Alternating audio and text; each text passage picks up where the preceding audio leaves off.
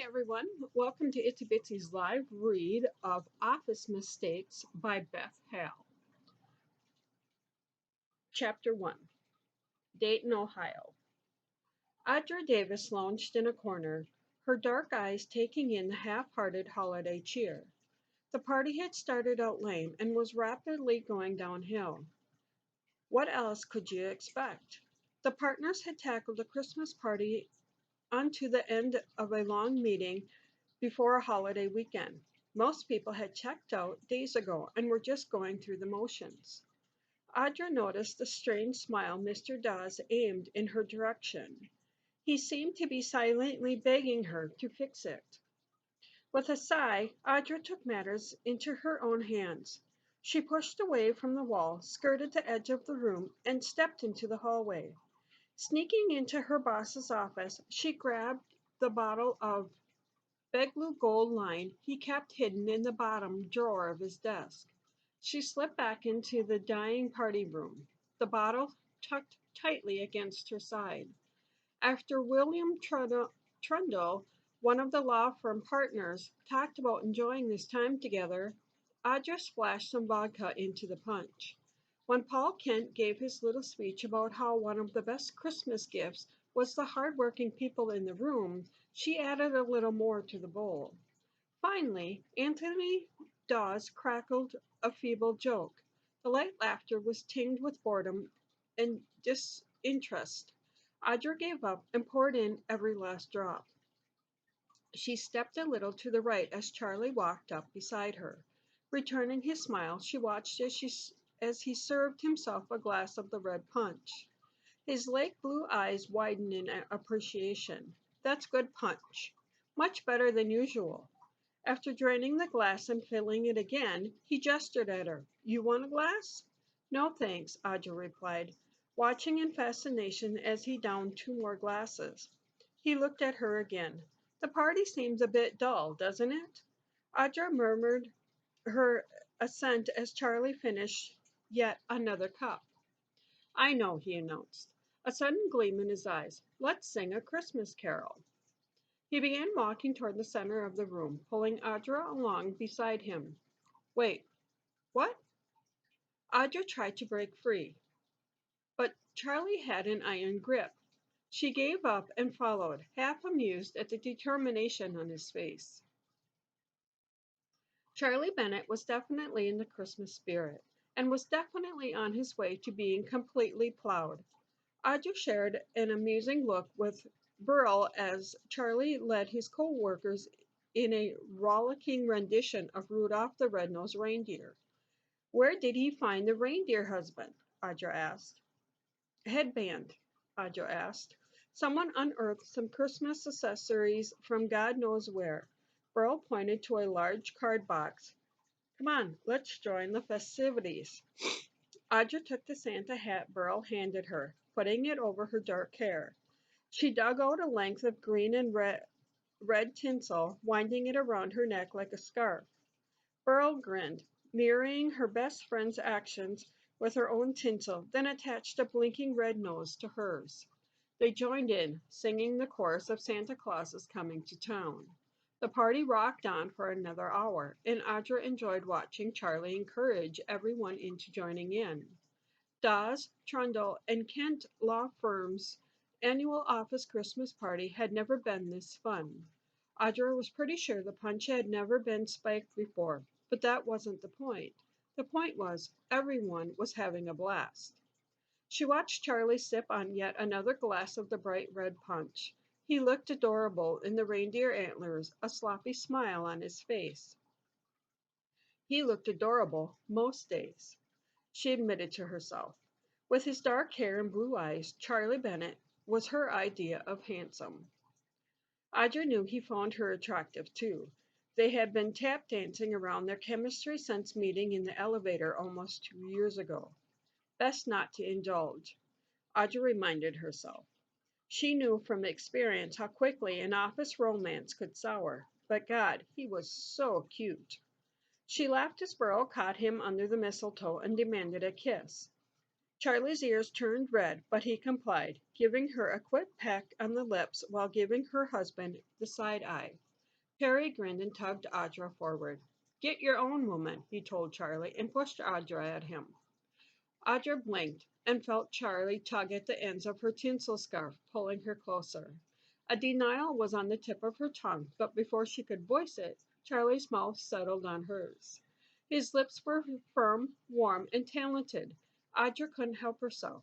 She leaned into the kiss with a soft mmm. Encouraged by the noise, Charlie wrapped an arm around her waist and, dripping her slightly back, kissed her again. Everything faded into the background. All Audra could feel was Charlie, his kiss, his arm, his broad shoulders as her fingers curled around them.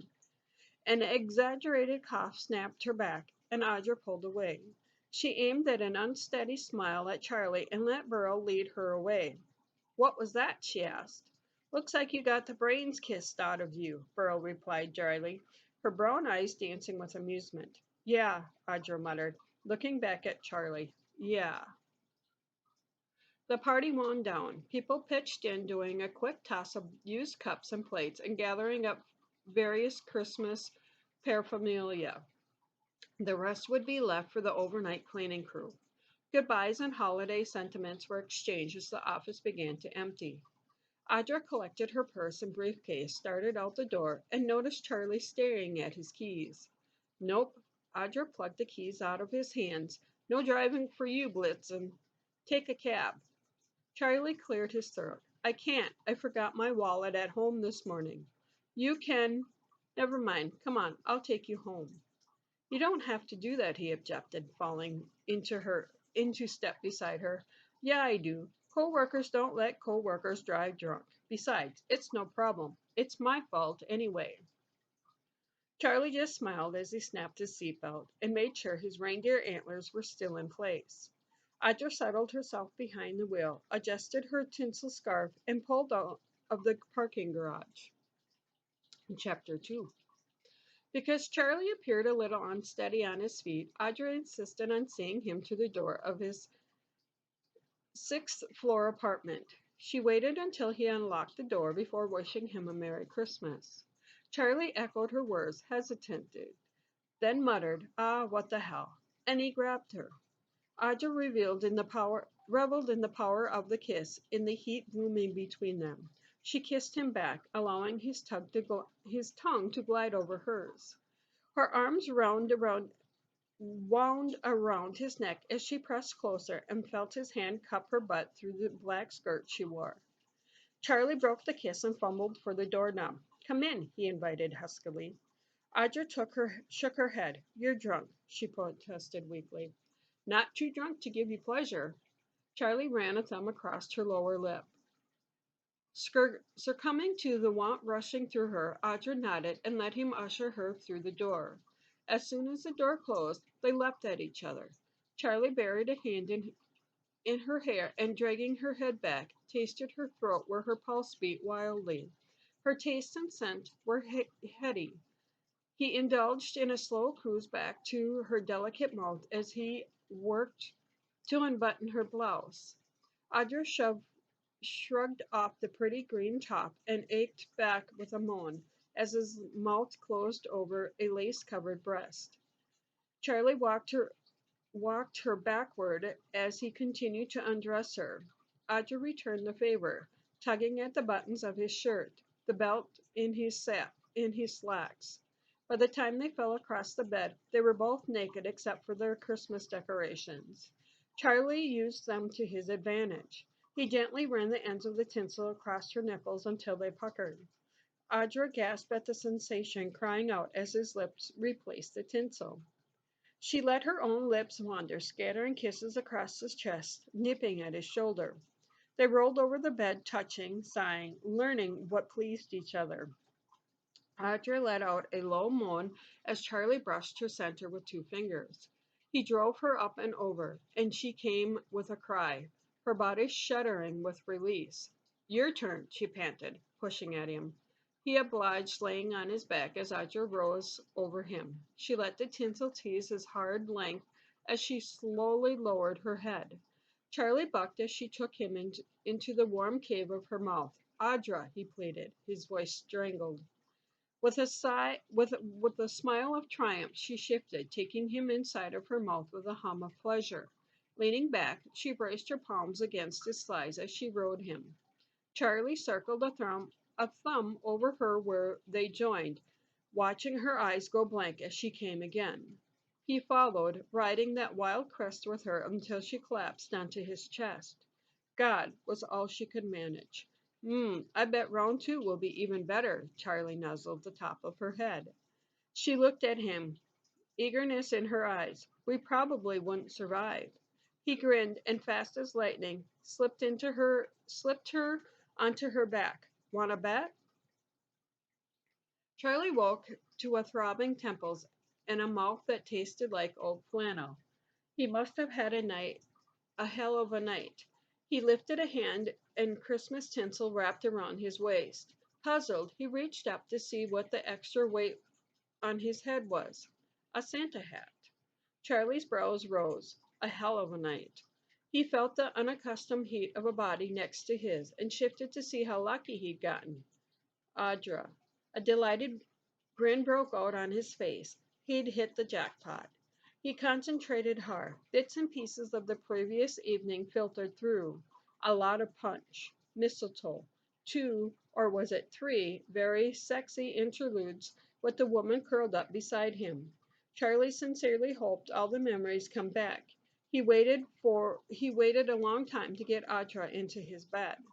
He gently rubbed her shoulder. Audra gumbled something unintelligible and burrowed deep into the sheets. Charlie swallowed a laugh. So she wasn't a morning person. He swung his legs to the floor and grimaced as the headache intensified. A shower, some Advil, and coffee, and he'd be nearly back to normal. He headed off to the bathroom. Tantalizing scent of coffee aroused Audra from the cozy world of half asleep. She crackled her She cracked open her eyes, fuzzily taking in the unfamiliar bedroom. Realization struck, and she shot to a sitting position. Charlie. Sex. So much hot sex. Audra sighed. While she didn't regret it, she chastised herself for succumbing to temptation. She crawled from the bed, looking around for her clothes. All she could find was a warm-looking blue robe and the pair of reindeer antlers throwing into a corner chair. She couldn't stop the pleased snicker that escaped as she remembered tossing the ears over her shoulder during round two. Audra belted the robe and opened the door, following the smell of coffee. She found Charlie sitting on the sofa, sipping from a large white mug. He beamed at her. Good morning. Want a cup? More than life. Charlie chuckled. How do you take it? Strong and black. A woman after my own heart. He retreated to the kitchen area as Audra glanced around. There was a trail of clothing that started at the front door and led to the bedroom. Audra felt heat creep up her neck as she bent over to snatch up her panties and shove them into the robe's pocket. Charlie came back with a mug, and she gratefully swallowed some. Good, thanks. Not a morning person, are you? Absolutely not. Let me guess. Audra settled into the chair and looked at him over the rim of her mug.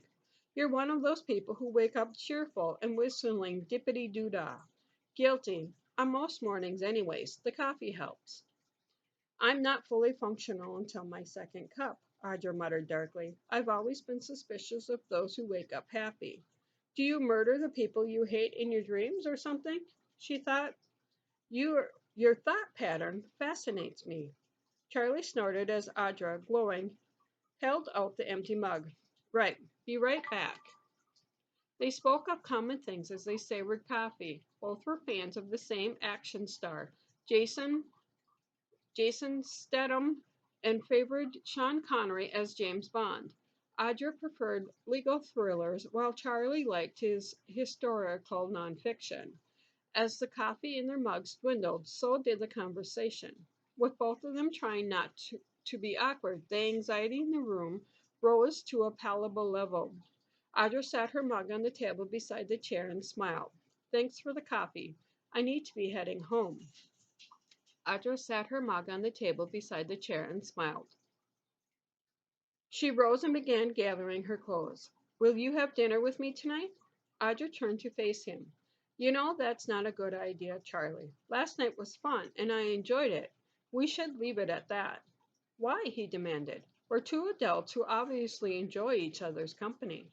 We also work for the same law firm and are up against each other for a promotion.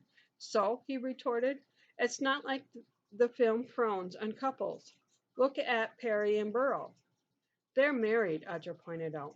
Look, I really do need to go. I have a shopping date in a couple of hours. She stepped into the bedroom, closing the door firmly behind her. Thank you for listening to this portion.